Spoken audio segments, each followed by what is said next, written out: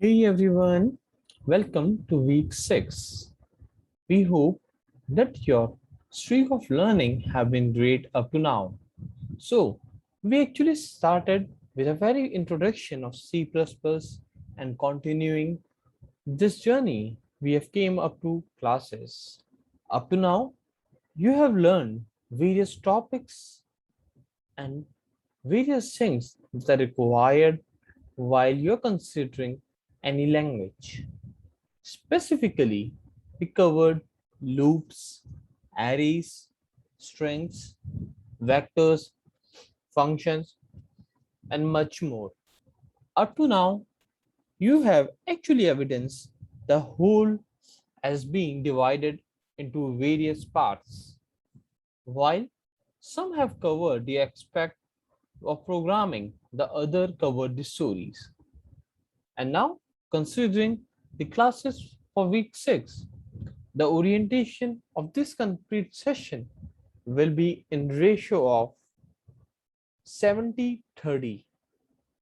Like 70% would be theory for this time and 30% would be programming.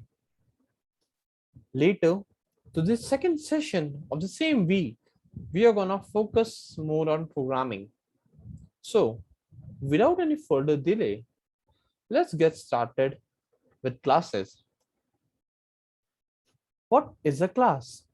So let's start with the definition first. A class in C++ is a building block that leads to object-oriented programming. For now, this word, object-oriented programming, might seem a bit unobvious to you as we haven't disclosed it completely. But if you remember good, in our previous lectures, we actually covered the basic objectives that what object-oriented programming is. Well, C++, as we all know, is an object-oriented language. That means the focus of the program would be towards objects of the same, rather than before to some other languages such as COBOL and C#. They are more towards the procedure-oriented, where object is specifically ignored and haven't been relevant into the main cause. Now, let's start. It is a user-defined data type, which holds its own data members and member functions. So don't worry if you seems like some of the very unfamiliar word for now, such as data member and member function, because this is what we are gonna cover in this session. So, as the definition says, it is a user-defined data type. Up to now, while considering data type, we have used int, float, string, and some specific types. But class is as well a type of user-defined data type, which holds its own data members and member function. That means there are some particular variables which are known as data members and some particular function which are known as member function as a part of that class that we will use in the program, which can be accessed by using creating an instance of a class.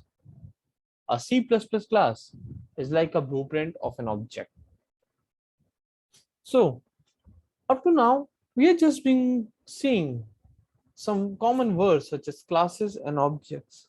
So it's important to understand them that an object is actually an instance which is a basic unit for the class, and a class is collection of multiple objects.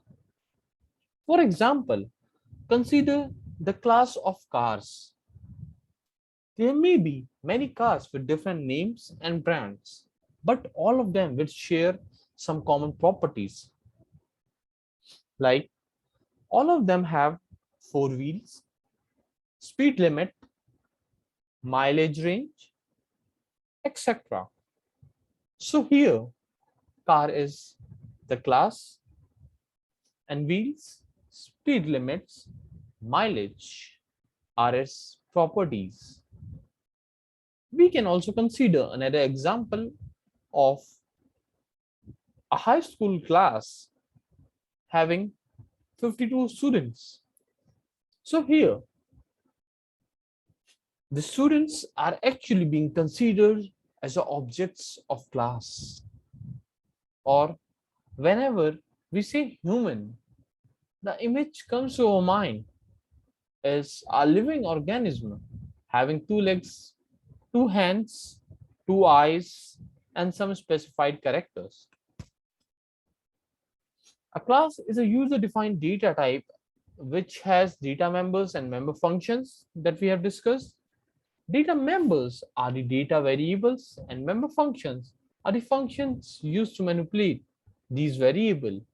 And together, these data members and member function define the properties and behavior of the object in a class. Now, as we have discussed in the example of a class of car, the data member will be speed limit, mileage, four wheels, etc. And the member functions can be apply brakes, increase speed, slow down the speed, turn right, turn left, steer straight, or apply brakes. So, what is a class? Ideally, we can say it's an extended type of data structure as we just consider it as a user-defined data type, which is actually a kind of a data structure. Class are built up using standard libraries, data structures, and functions. Now, for now, let's have a small look over this diagram where there's a class which is being inherited to two instances, instance 1 and instance 2. Instance 1s again have two subparts having concentrate data 1 methods, where instance 2 again concentrate data 2 and methods. Now, as we were talking about object, what is an object? An object is an instance of a class. So, whenever a class is defined, no memory is allocated. But when it is initialized, so here initialize actually specify creating of object or the object creation of the class. Then the memory is actually allocated. So whenever while writing a program, we define a class with its class name that is not being allocated with any memory, but the memory is only being allocated when an object of a similar class is created. That is, when the class is actually being initialized. So the memory will be allocated according to the need and a specific requirement of the program. There could be separate needs, different type of condition that can apply to a particular program. Let's see how a class and declaring of objects takes place. So here we have the basic syntax that is shown in the express picture, where we are using a keyword class followed by a user-defined class name. So as you can see in the example, here's the keywords, which is class, and then you have to write a name for it. Now, while writing the name, you have to be aware for a specified nomenclature whenever writing the name for a class. So, after initializing the name, starting off parenthesis, the first thing would be an access specifier.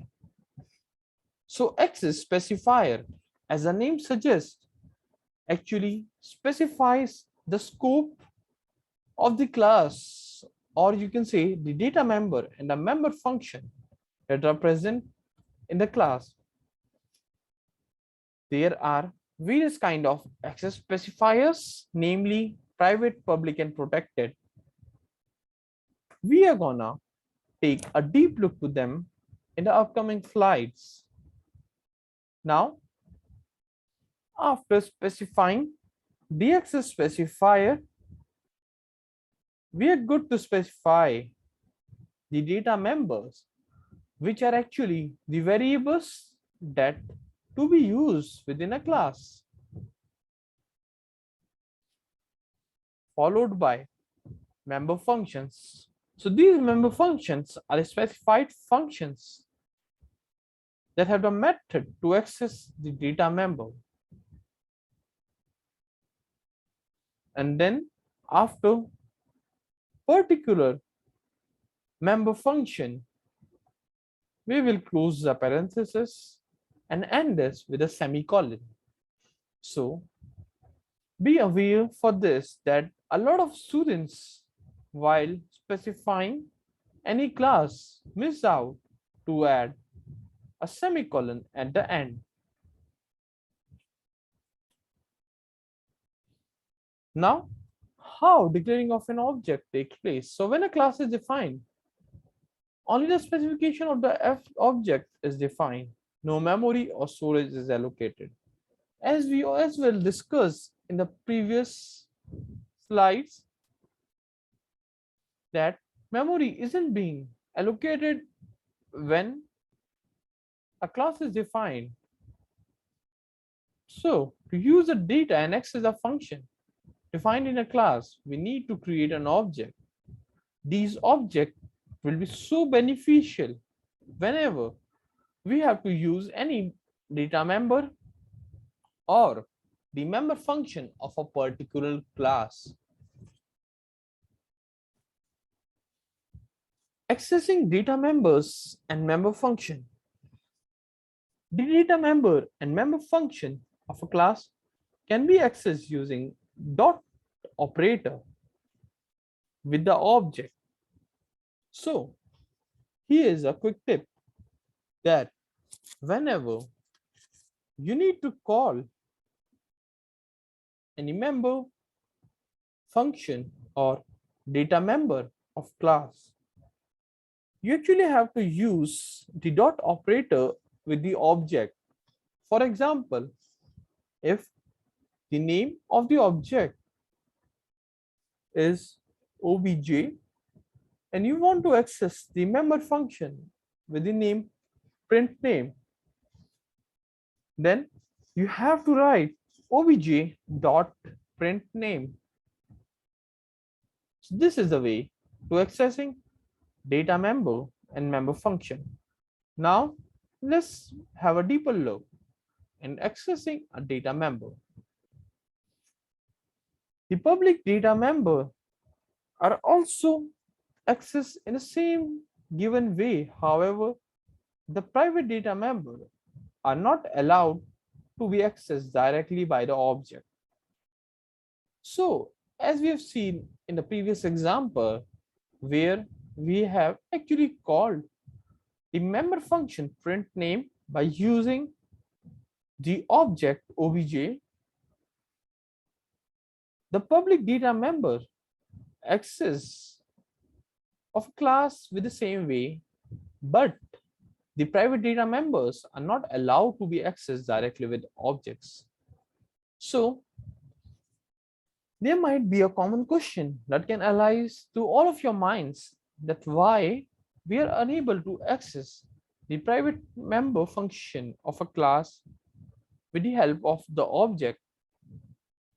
So we are actually gonna understand this in our upcoming slides of access modifiers, where we will understand what is the importance of having different access modifiers such as public, private, and protected. Accessing data member depends upon solely on the access control of the data member. So if a class is public, its member function can be called with its object easily. But in a varied case of private and protected class, there are different ways that have to be done. Let's have a look into a program for the same. So here is a C++ program to demonstrate accessing of data members. Let's go through this program line by line, and before actually starting the program, I would like to notify that for this I am actually using an online GBD compiler. The motive, or you can say the reason behind using this, is just that it can be accessed through any of the browser, and all of you can actually practice all the programs that we are creating live with any of your system. You don't have to specifically install any particular compiler or any particular environment or software to perform the task. Now, let's start the program. First, starting with the very basics of introducing the header files, we declare the class, and here the name of the class is actually name. Now, as we have discussed before, first we initialize the access specifier, which in this case is public. Then we have a data member of string type with name my name, and we have a member function which is a void with name print name, where it just print the string at my name. By class is being closed, we enter to the main program at int main, where we define actually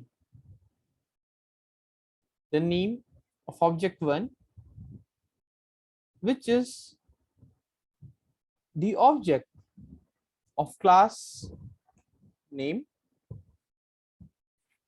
Now, as this is the object, and we discussed before, to particularly use any data member or the data function of a class, we have to use object name dot the name of the data member, which in this case is my name, where I have entered the name as Vinam, and accessing the member function with the similar way, where we have described the name of the object of the class with a dot operator, calling the function print name from the class name, and at the end returning to 0. Let's run this program and have a look. As suggested, the program print my name is Vinam, which is the member function being called, and the data member is being utilized. Now let's have a look that what if I will just remove the access specifier and try to run this. Now you can see there are a lot of error.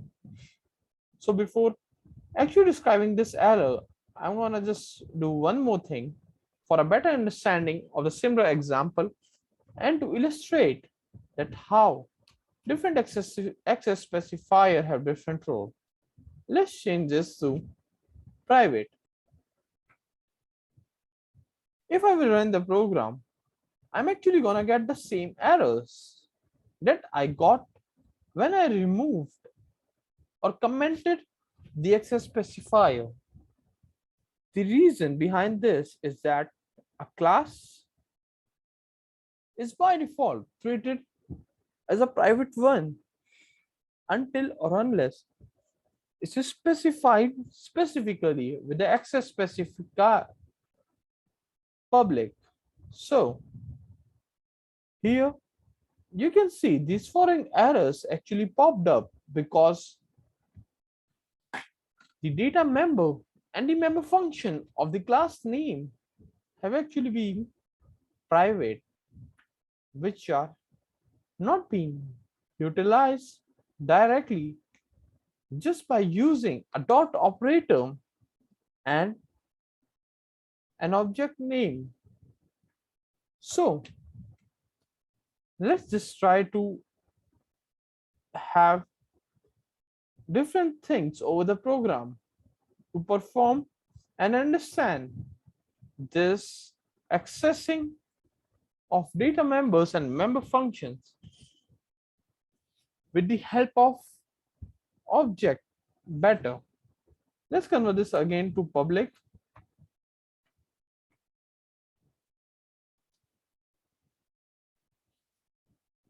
Let's have another thing with int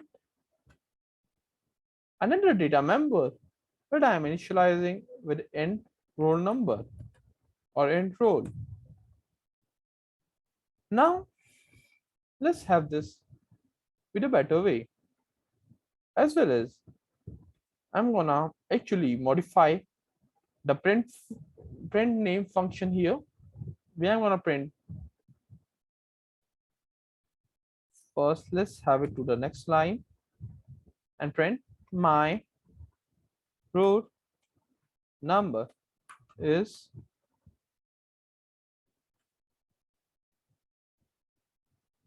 now. Again, I'm actually gonna call or access the data member with the help of the object named obj1 dot, and we have this with the name of role, and let's specify a particular value to it. Let's try what if I will just enter 5 like this.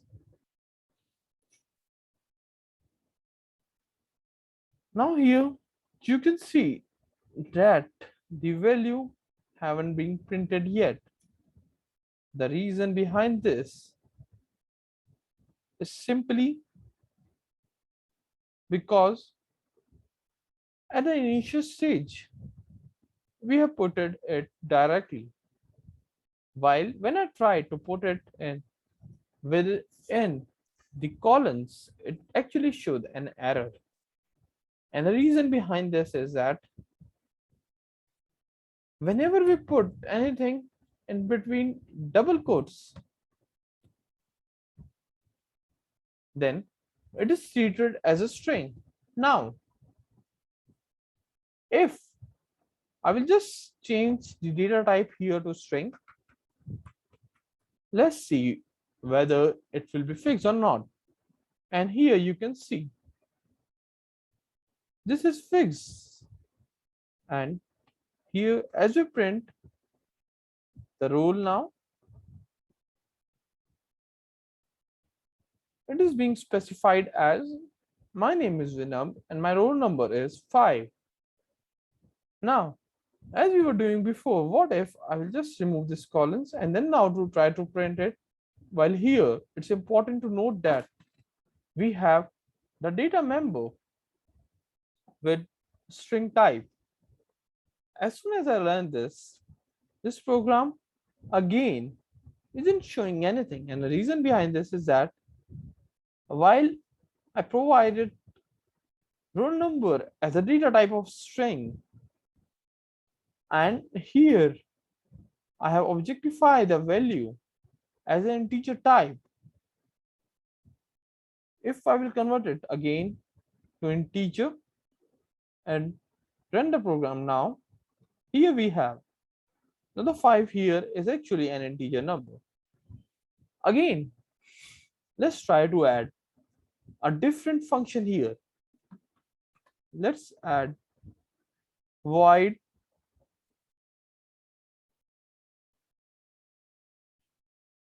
let's have it as like print new, and as soon here I'm just gonna print here we actually understood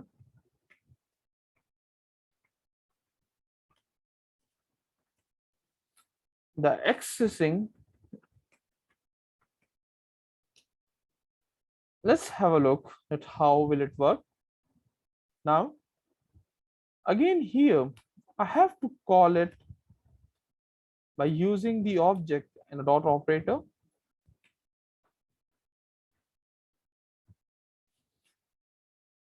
So here it's showing some errors, and the reason behind this error is this misplaced semicolon.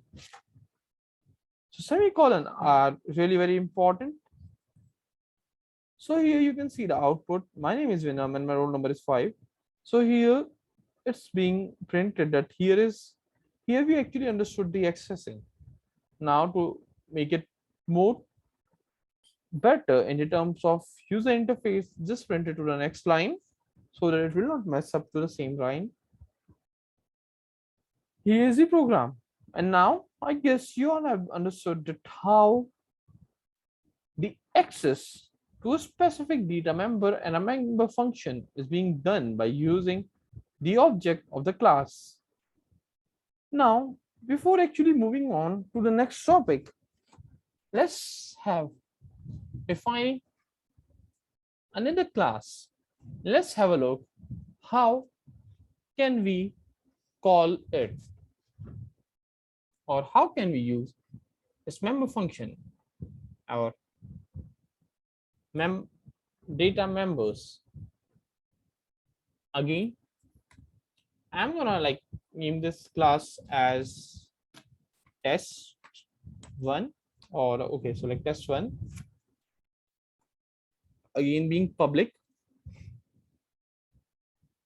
Here I'm actually gonna, okay, so like here also we are gonna like, okay, so like just for better understanding, let's do one thing.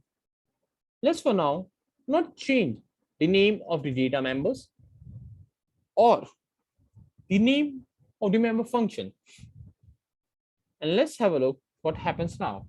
So now I'm just gonna like define the object for the second class, which would be like test1 and obj2 colon. Now let's actually print it the same with the object 2, and we have to just like do these, and like let's have a look what happened now and understand the very basics. So all the basic of programming actually rise in trying and trying again. So the best way to learn programming is actually to experiment the different programs. Let's change the name this time to Julia, and let's have a roll number 1. So now, as we run this program, it's interesting to understand that two classes might have similar names for its data member and its member function, but there must be specified different object. So let's try one more thing. What if I will also make the object same and do it in the way such as I'm going to recommend all of these with the object too. And now let's just run this program. So here you can see the error that it's a conflict. Compiler is actually confused that which class have defined obj1 as its object. So up to now, we have learned the accessing, and I hope you all are clear with it. So like before leaving this program, let's correct it once again, because so that like anyone who's looking at the screen at this point of time of video will not be puzzled for the use of it, not get stuck at any point.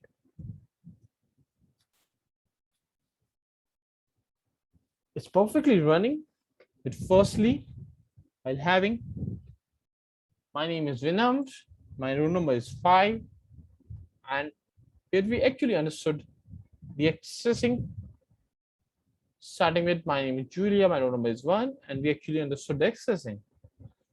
So this is the way the program goes. Now let's hop back to the theory part and understand the varied topics. Now, as up to now we were talking a lot about access modifiers, as well as we have seen the varied information and the importance of the access modifier in a class. Let's have a look. There are 3 types of access modifiers: public, private, and protected. So similarly, as we demonstrated in the previous program of accessing a data member or a member function, if we do not specify any access modifier for the member inside the class, then the default access modifier for a class will be private. That we have seen while we removed the public specifier and we commented it. We actually got to the point that whenever it's been done is showing an error as the private member functions or the private data members can't be accessed just with the use of a dot operator followed by the object name. Let's understand them a bit better. So public, all class member declared under public specifier will be available to everyone. The data member and the member function declared as public can be accessed by other classes and other functions too. The public member of a class can be accessed from anywhere in the program using the direct member access operator with the object of the class. So here, as we have implemented in our previous program, where we have called the data member and a member function with name print name to our program, it's actually being accessed directly with the help of the object. So this is also being done while we are accessing the member function of one public class to another public class. Going to the private, the class member declared as private can be accessed only by member functions inside the class. They're not allowed to access directly by any object or function outside the class. Now, at private, you have seen the class member function declared as private can be accessed only by the member functions in the class. These are not allowed to be accessed directly by any object or function outside the class. The only member function or the friend function are allowed to access the private data member of a class. So, we have seen a new term, that is a friend function. So, understanding the friend function would be a task for our upcoming session, where we would go in depth for each and every example to illustrate all the importance of access modifiers. So now let's move on to protected. Protected access modifier is similar to private access modifier in a sense that it can be accessed outside of a class until with the help of a friend class. Again, here, this private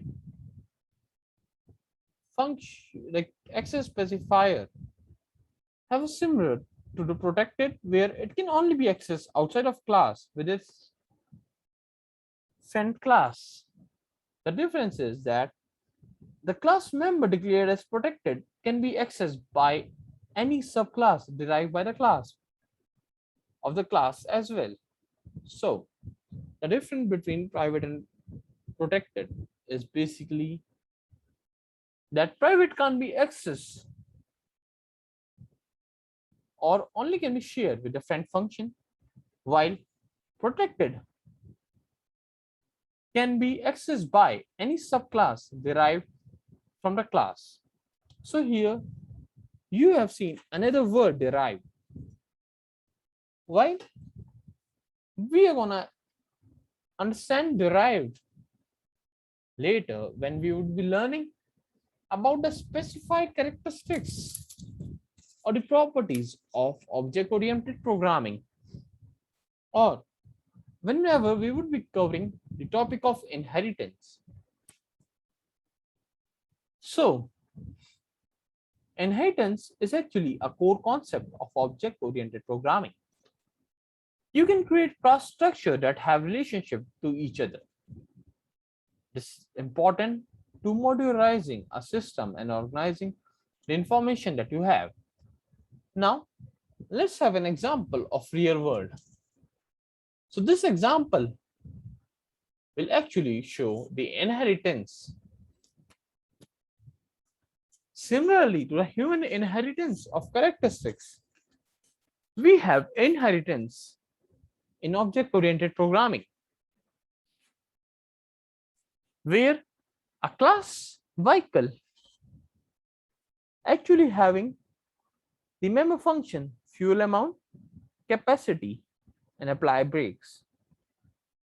When subclasses class bus, class car, and class truck are derived from its parent class vehicle, it will have the access to the member function fuel amount, capacity, and apply brakes. Later on, while dealing with some real world program, while working with our real world project, we will understand that inheritance plays an important role. While programming any system, declaring and defining the relationship between the program or the classes on a broader way that we can consider is really important.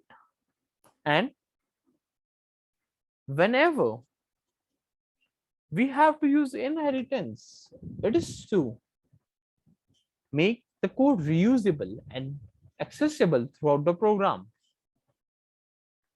These level of inheritance are being used to the various architecture of software development as well. There are specifically different type of inheritance, starting from single level to multi-level to hierarchical and more. The importance of each kind of inheritance depends over the use and the credibility of the program according to need of the situation. Apart from considering the inheritance, it's important to understand with a real world example of access modifiers, which will help us to understand that why we used to use access modifiers whenever programming and what is relevance. So let's have a common example of using a social media. I guess we all are familiar with Facebook. So for example, when you archive any post, it is only being accessed through your account and no one related to your account can access it. So here you could say that the archive posts that you archive are particularly protected,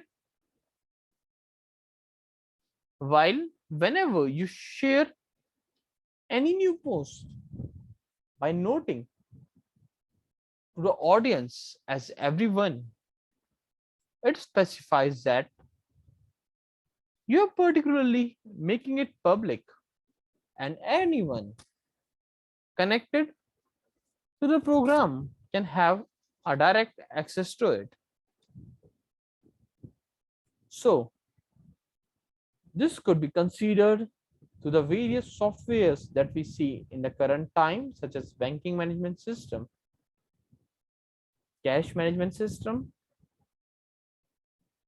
different programs of CPP, such as library management, that you can generally notice in your college or school library. The role of access modifier are the key specified. Now, we are gonna complete this and conclude today's session. For tomorrow, we are gonna cover the type of inheritance and will understand the example of access modifiers specifically by coding them one by one. I hope you all are clear with classes and have a basic knowledge of its characteristics and its relevance. For today, we are not concluding any external homework, but this is a general homework that I would consider you all to have a look at before the next session. Try to practice the program that we created today. Actually try to change the access modifiers, defining new objects, creating complex functions, and more.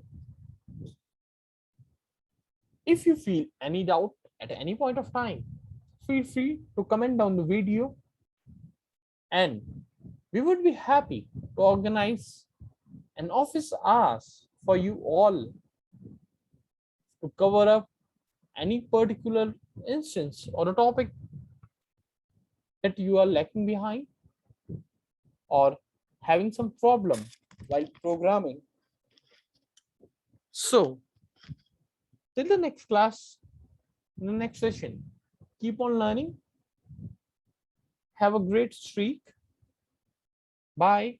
See you all to our part of classes as part 2 of this week.